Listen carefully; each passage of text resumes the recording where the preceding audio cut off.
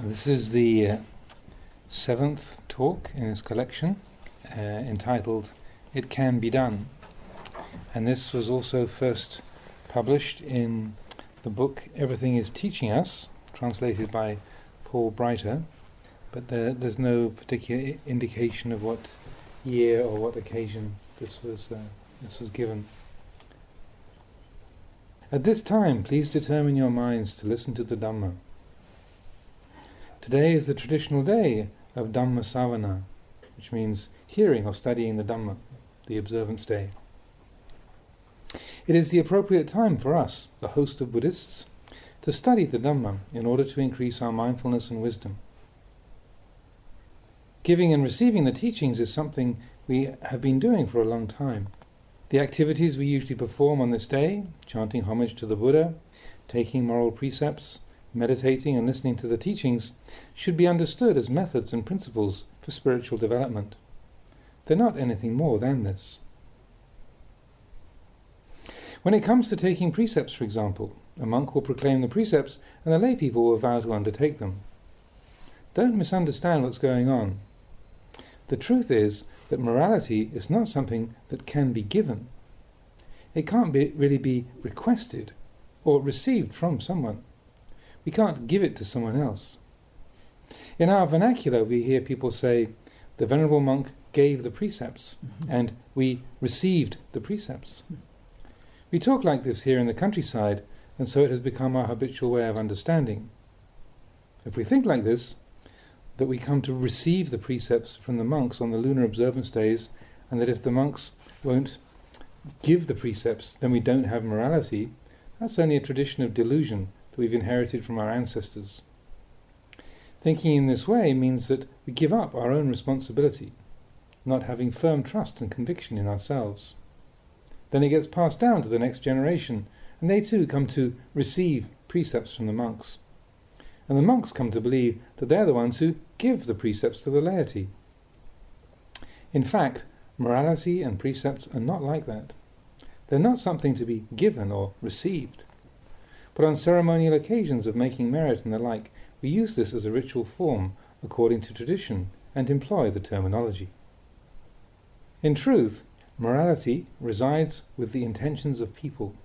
If you have the conscious determination to refrain from harmful activities and wrongdoing by way of body and speech, morality is coming about within you. You should know it within yourself. It is okay to take the vows with another person, but you can also recollect the precepts by yourself. If you don't know what they are, you can request them from someone else. It's not something very complicated or distant. So really, whenever we wish to receive morality and Dhamma, we have them right then. It's just like the air that surrounds us everywhere. Whenever we breathe, we take it in. All manner of good and evil is like that. If we wish to do good, we can do it anywhere, at any time. We can do it alone or together with others. Evil is the same. We can do it with a large or a small group, in a hidden or an open place. It's like this. These are things that are already in existence, but morality is something that we should consider normal for all humans to practice. A person who has no morality is no different from an animal. If you decide to live like an animal, then of course there is no good or evil for you, because an animal doesn't have any knowledge of such things. A cat catches mice, but we don't say it's doing evil, because it has no concepts or knowledge of good or bad, right or wrong. These beings are outside the circle of human beings. It's the animal realm. The Buddha pointed out that this group is just living according to the animal kind of karma. Those who understand right and wrong, good and evil, are humans. The Buddha taught his Dhamma for humans. If we people don't have morality and knowledge of these things, then we're not much different from animals. So it is appropriate that we study and learn about morality and make ourselves able. This is taking advantage of the precious accomplishment of human existence and bringing it to fulfillment. The profound Dhamma is the teaching that morality is necessary. When there is morality, we have a foundation on which we can progress in Dhamma. Morality means the precepts concerning what is forbidden and what is permissible. Dhamma refers to nature and to humans knowing about nature, how things exist according to nature. Nature is something we do not compose. It exists as it is according to its conditions. A simple example is animals. A certain species, such as peacocks, is born with its various patterns and colours. They were not created like that by humans or modified by humans. They are born just that way according to nature. This is a little example of how it is in nature. All things of nature are existing in the world. This is still talking about understanding from a worldly viewpoint. The Buddha taught Dhamma for us to know nature, to let go of it, and to let it exist according to its conditions. This is talking about the external material world. As to Nama Dhamma, mental phenomena, meaning the mind, it cannot be left to follow its own conditions. It has to be trained. In the end, we can say that mind is the teacher of body and speech, so it needs to be well trained. Letting it go according to its natural urges just makes one an animal. It has to be instructed and trained. It should come to know nature, but should not merely be left to follow nature. We're born into this world, and all of us will naturally have the afflictions of desire, anger, and delusion. Desire makes us crave after various things and causes the mind to be in a state of imbalance and turmoil. Nature is like that. It will just not do to let the mind go after these impulses of craving. It only leads to heat and distress. It's better to train in Dhamma, in truth. When aversion occurs in us, we want to express anger towards people. It may even get to the point of physically attacking or killing people. But we don't just let it go, quote unquote, according to its nature. We know the nature of what is occurring. We see it for what it is, and teach the mind about it. This is studying Dhamma. Delusion is the same. When it happens, we're confused about things. If we just leave it as it is, we remain in ignorance. So the Buddha told us to know nature, to teach nature, to train and adjust nature, to know exactly what nature is. For example, people are born with physical form and mind. In the beginning, these things are born. In the middle, they change, and in the end, they are extinguished. This is ordinary. This is their nature. We cannot do much to alter these facts. We train our minds as we can, and when the time comes, we have to let go of it all. It's beyond the ability of humans to change this or get beyond it. The Dhamma that the Buddha taught is something to be applied while we're here, for making actions, words and thoughts correct and proper. He was teaching the minds of people so that they would not be deluded in regard to nature, conventional reality, and supposition. The teacher instructed us to see the world. His Dhamma was a teaching that is above and beyond the world. We are in the world, we're born into this world, but he taught us to transcend the world and not be a prisoner to worldly ways and habits. It's like a diamond that falls into a muddy pit. No matter how much dirt and filth covers it, that does not destroy its radiance, the hues and the worth of it. Even though the mud is stuck to it, the diamond does not lose anything, but is just as it originally was. There are two separate things. So the Buddha taught to be above the world, which means knowing the world clearly. By the world, he did not mean so much the earth and the sky and the elements, but rather the mind, the wheel of samsara. Within the hearts of people, he meant this wheel, this world. This is the world the Buddha knew clearly. When we talk about knowing the world clearly, we're talking about these things. If it were otherwise, the Buddha would have had to be flying everywhere to know the world clearly, quote unquote. It's not like that. It's a single point. All Dhammas come down to one single point. For instance, people, which means men and women. If we observe one man and one woman, we know the nature of all people in the universe. They're not that different. Another example is learning about heat. If we just know this one point, the quality of being hot, it doesn't matter what source or cause the heat is. The condition of hot is such. If we know clearly this one point, then wherever there may be hotness in the universe, we know it is like this. Because the Buddha knew a single point, his knowledge encompassed the world. Knowing coldness to be a certain way, when he encountered coldness anywhere in the world, he already knew it. He taught a single point for beings living in the world, to know the nature of the world, to know people, men and women, to know the manner of existence of beings in the world. His knowledge was such. Knowing one point, he knew all things. The Dhamma that the teacher expounded was for going beyond suffering. So, what is this going beyond suffering all about? What should we do to escape from suffering? It is necessary for us to do some study. We need to come and study the thinking and feeling in our hearts. Just that. It is something that we are presently unable to change. We can be free of all suffering and unsatisfactoriness in life just by changing this one point. Our habitual worldview, our way of thinking and feeling.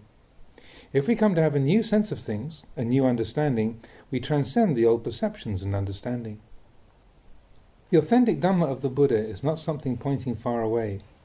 It teaches about atta, self, and that things are not really self. That's all. All the teachings that the Buddha gave were pointing out that this is not a self, this does not belong to a self, there is no such thing as ourselves or others. Now, when we contact this, we can't really read it. We don't translate the Dhamma correctly. We still think, this is me, this is mine. We attach to things and invest them with meaning. When we do this, we can't yet disentangle from them. The involvement deepens and the mess gets worse and worse. If we know that there is no self, the body and mind are really anatta, as the Buddha taught, then when we keep on investigating, eventually we will come to the realization of the actual condition of selflessness. We will genuinely realize that there is no self or other. Pleasure is merely pleasure. Feeling is merely feeling. Memory is merely memory. Thinking is merely thinking. They are all things that are merely such. Happiness is merely happiness. Suffering is merely suffering. Good is merely good. Evil is merely evil. Everything exists merely thus. There is no real happiness or real suffering. There are just the merely existing conditions. Merely happy, merely suffering, merely hot, merely cold, merely a being or a person. You should keep looking to see that things are only so much. Only earth, only water, only fire, only wind. We should keep on reading these things and investigating this point. Eventually, our perception will change. We will have a different feeling about things. The tightly held conviction that there is a self and things belonging to a self will gradually come undone. When this sense of things is removed, then the opposite perception will keep increasing steadily. When the realization of anatta comes to full measure, we'll be able to relate to the things of the world, to our most cherished possessions and involvements, to friends and relations, to wealth, accomplishments and status, just the same as we do to our clothes. When shirts and trousers are new, we wear them. They get dirty and we wash them. After some time they're worn out and we discard them. There is nothing out of the ordinary there. We're constantly getting rid of the old things and starting to use new garments. We will have exactly the same feelings about our existence in this world. We will not cry or moan over things. We will not be tormented or burdened by them. They remain the same things as they were before, but our feeling and understanding of them has changed. Now our knowledge will be exalted and we will see truth. We will have attained supreme vision and have learned the authentic knowledge of the Dhamma that we ought to know and see. Where is the Dhamma that we ought to know and see? It's right here, within us, within this body and mind. We have it already. We should come to know and see it. All of us have been born into this human realm. Whatever we gained by that, we're going to lose. We've seen people born and seen them die. We just see this happening, but don't really see clearly. When there's a birth, we rejoice over it. When people die, we cry for them. There's no end. It goes on in this way and there's no end to our foolishness. Seeing birth, we're foolhardy. Seeing death, we are foolhardy. There's only this unending foolishness. So, let's take a look at all this. These things are natural occurrences. Contemplate the Dhamma here, the Dhamma that we should know and see. This Dhamma is existing right now. Make up your minds about this. Exert restraint and self-control. Now we are amidst the things of this life. We shouldn't have fears of death. We should fear the lower realms. Don't fear dying, rather be afraid of falling into hell. You should be afraid of doing wrong while you still have life. These are old things we're dealing with, not new things. Some people are alive, but don't know themselves at all. They think, what's the big deal about what I do now? I can't know what's going to happen when I die. They don't think about the new seeds they are creating for the future. They only see the old fruit.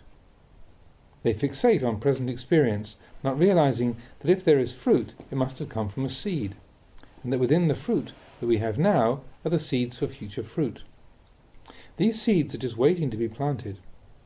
Actions born of ignorance continue the chain in this way, but when you're eating the fruit, you don't think about all the implications.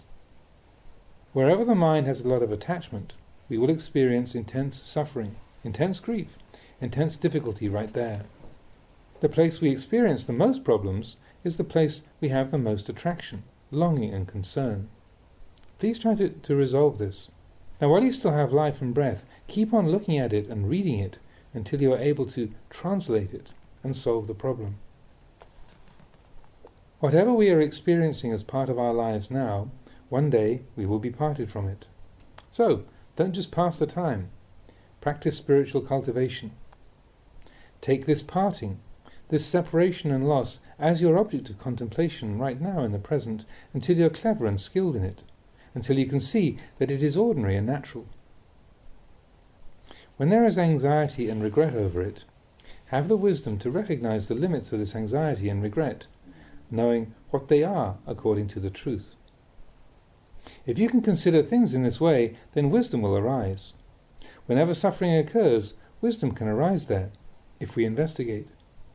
But people generally do not want to investigate. Wherever pleasant or unpleasant experience happens, wisdom can arise there. If we know happiness and suffering for what they really are, then we know the Dhamma. If we know the Dhamma, we know the world clearly. If we know the world clearly, we know the Dhamma. Actually, for most of us, if something is displeasing, we don't really want to know about it. We get caught up in the aversion to it. If we dislike someone, we don't want to look at his face or get anywhere near him. This is the mark of a foolish, unskillful person. This is not the way of a good person. If we like someone, then of course we want to be close to him. We make every effort to be with him, taking delight in his company. They are actually the same, like the palm and the back of the hand. When we turn the hand up and see the palm, the back of the hand is hidden from sight.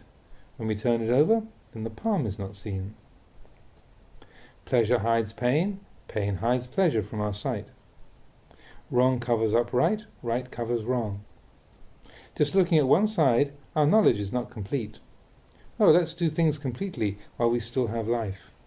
Keep on looking at things, separating truth from falsehood, noting how things really are, getting to the end of it, reaching peace. When the time comes, we'll be able to cut through and let go completely. Now we have to firmly attempt to separate things and keep trying to cut through. The Buddha taught about hair, nails, skin and teeth. He taught us to separate them.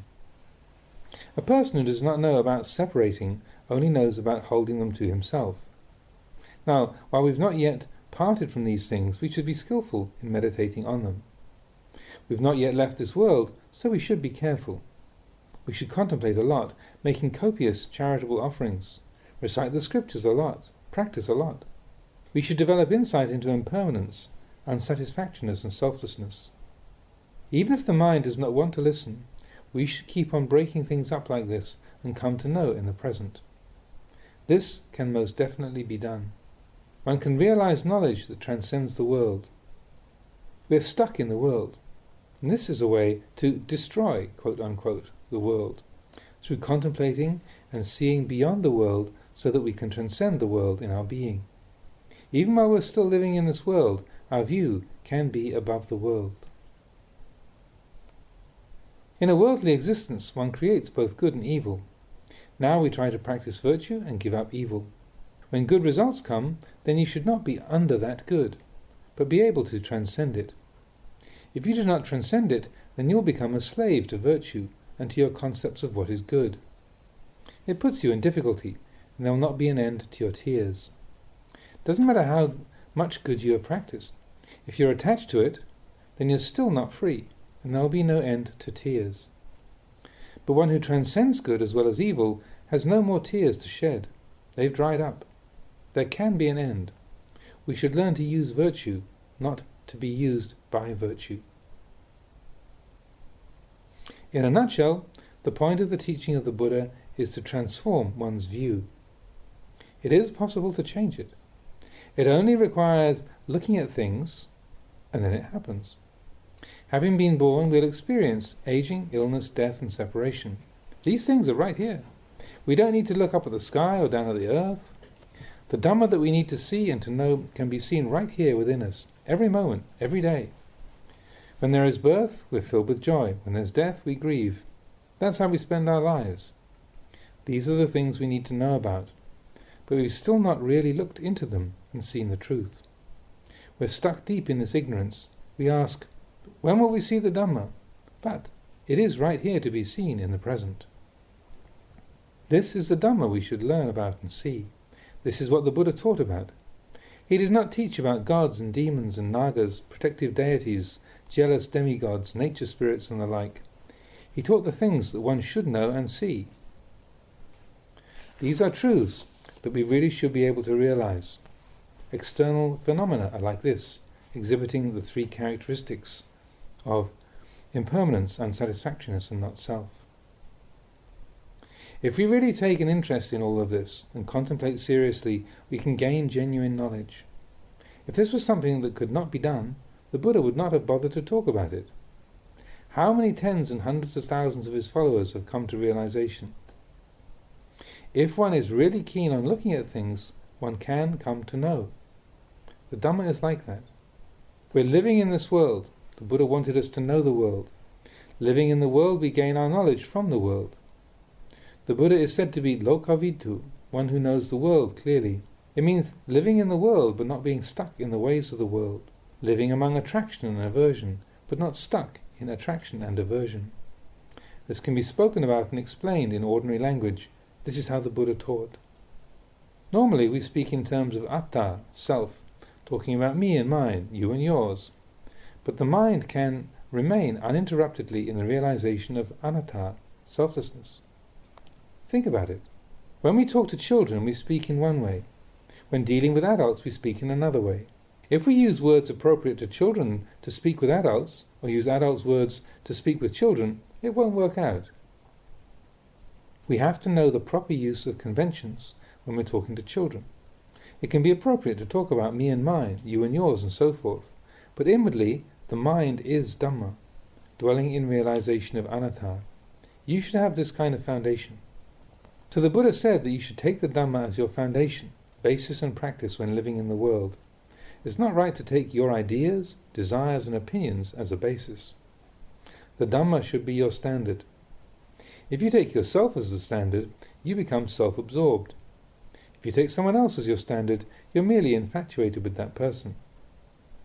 Being enthralled with ourselves or with another person is not the way of Dhamma.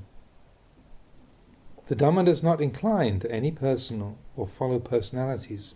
It follows the truth. It does not simply accord with the likes and dislikes of people.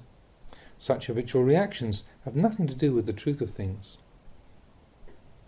If we really consider all of this and investigate thoroughly to know the truth, then we will enter the correct path. Our way of living will become correct. Thinking will be correct. Our actions and speech will be correct. So we really should look into all of this. Why is it that we have suffering? Because of lack of knowledge. Not knowing where things begin and end, not understanding the causes. This is ignorance. When there is this ignorance, then various desires arise, and being driven by them, we create the causes of suffering. Then the result must be suffering. When you gather firewood and light a match to it, expecting not to have any heat, what are your chances? You're creating a fire, aren't you? This is origination itself. If you understand these things, morality will be born here. Dhamma will be born here, so prepare yourselves. The Buddha advised us to prepare ourselves. You don't need to have too many concerns or anxieties about things. Just look here. Look at the place without desires, the place without danger. The Buddha taught Nibbana Paccaya Hotu. Let it be a cause for Nibbana. If it will be a cause for realization of Nibbana, it means looking at the place where things are empty, where things are done with, where they reach their end, where they are exhausted. Look at the place where there are no more causes, where there is no more self or other, me or mine. This looking becomes a cause or condition, a condition for attaining Nibbana. Practicing generosity becomes a cause for realizing Nibbana. Practicing morality becomes a cause for realizing Nibbana. Listening to the teachings becomes a cause for realizing Nibbana. Thus we can dedicate all our Dhamma activities to become causes for Nibbana. But if we're not looking towards Nibbana, if we're looking at self and other and attachment and grasping without end, this does not become a cause for Nibbana. When we deal with others, and they talk about self, about me and mine, about what is ours, we immediately agree with this viewpoint. We immediately think, yeah, that's right. But it's not right. Even if the mind is saying, right, right, we have to exert control over it. It's the same as the child who is afraid of ghosts. Maybe the parents are afraid too, but it won't do for the parents to talk about it. If they do, the child will feel that he has no protection or security. No, of course, Daddy is not afraid. Don't worry, Daddy's here, there are no ghosts. There's nothing to worry about. Well, the father might really be afraid too. If he starts talking about it, they'll all get so worked up about ghosts that they'll jump up and run away, father, mother and child, and end up homeless. This is not being clever. You have to look at things clearly and learn how to deal with them. Even when you feel that deluded appearances are real, you have to tell yourself that they are not. Go against it like this. Teach yourself inwardly. When the mind is experiencing the world in terms of self, saying, it's true, you have to be able to tell it, it's not true. You should be floating above the water and not be submerged by the flood waters of worldly habit. The water is flooding our hearts if we run after things. Do we ever look at what's going on? Will there be anyone watching the house? Nibbana pachayo hotu. One need not aim at anything or wish for anything at all. Just aim for Nibbana. All manner of becoming and birth, merit and virtue in the worldly way do not lead there. We don't need to be wishing for a lot of things, making merit and skillful karma, hoping it will cause us to attain some better state. Just aim directly for Nibbana. Wanting sila, wanting tranquility, we just end up in the same old place. It's not necessary to desire these things. We should just wish for the place of cessation. It's like this. Throughout all our becoming and birth, all of us are so terribly anxious about so many things. When there is separation, when there's death, we cry and lament.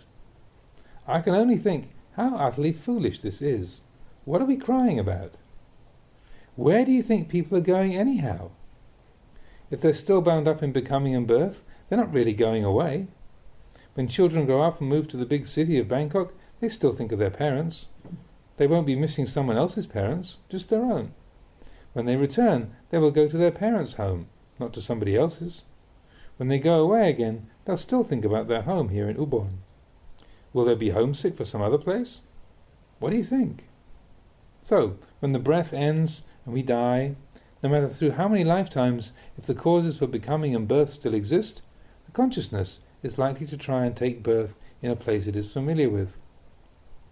I think we're just too fearful about all of this, so please don't go crying about it too much.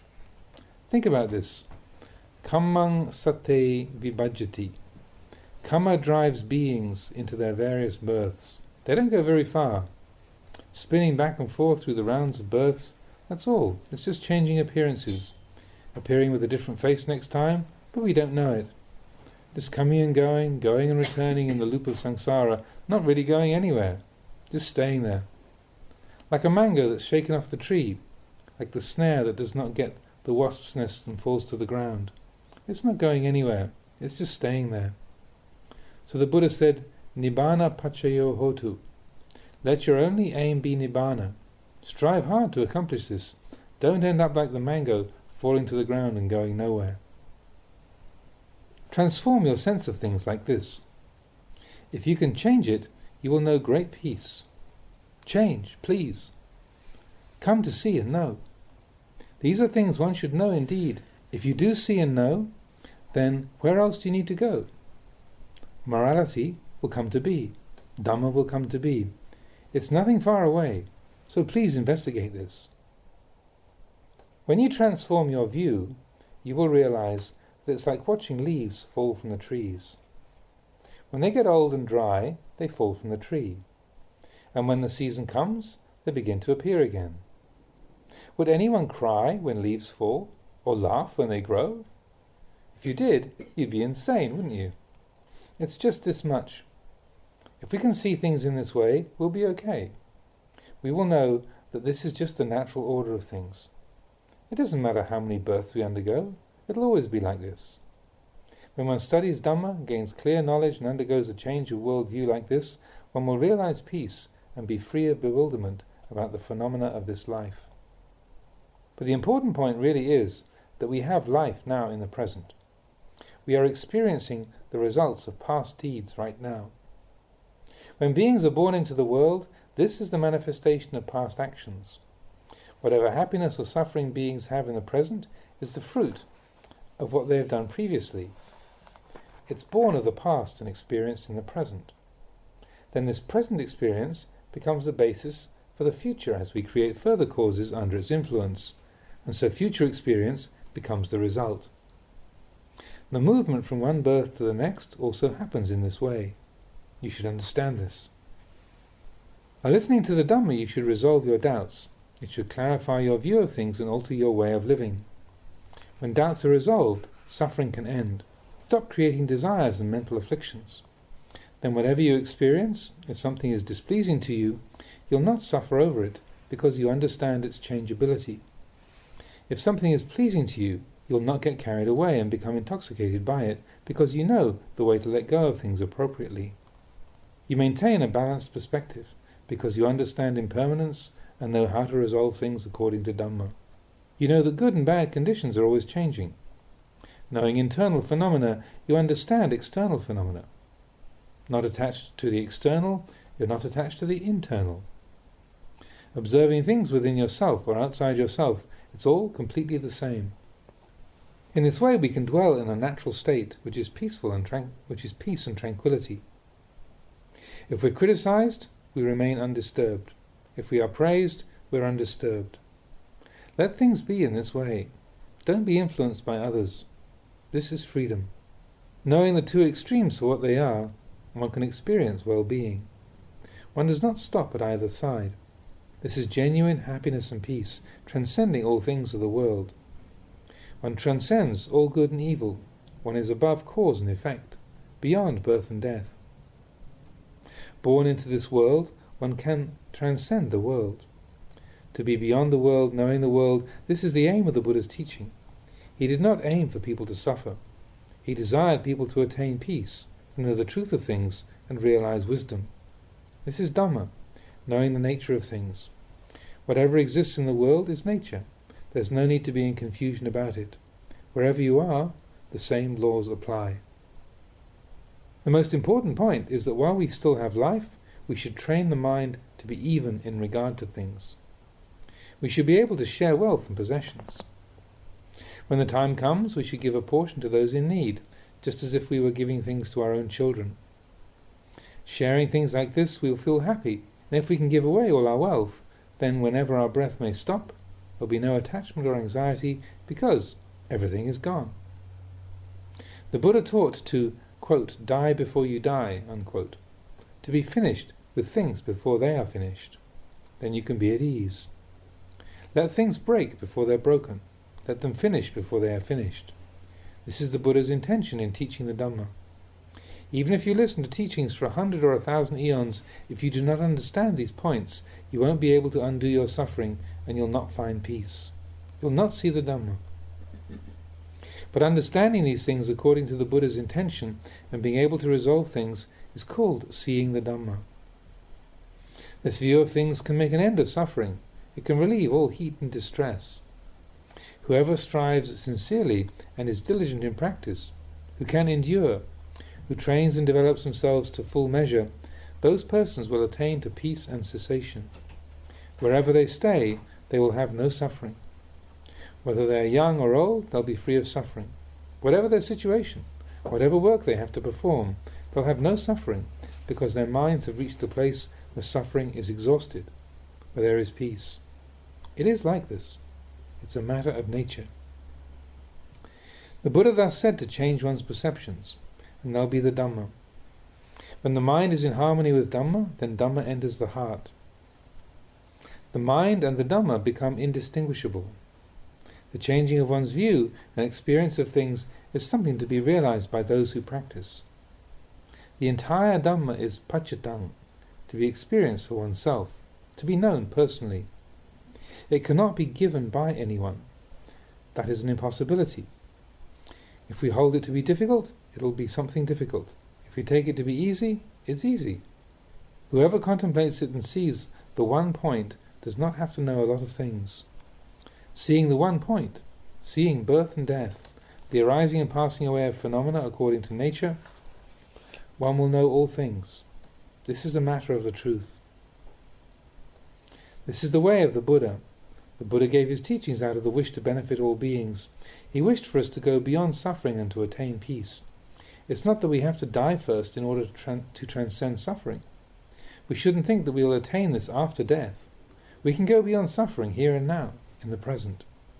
We transcend within our perception of things, in this very life, through the view that arises in our minds. Then, sitting, we're happy. Lying down, we're happy. Wherever we are, we're happy. We become without fault, experience no ill results, and live in a state of freedom. The mind is clear, bright and tranquil. There's no more darkness or defilement. This is someone who has reached the supreme happiness of the Buddha's way. Please investigate this for yourselves.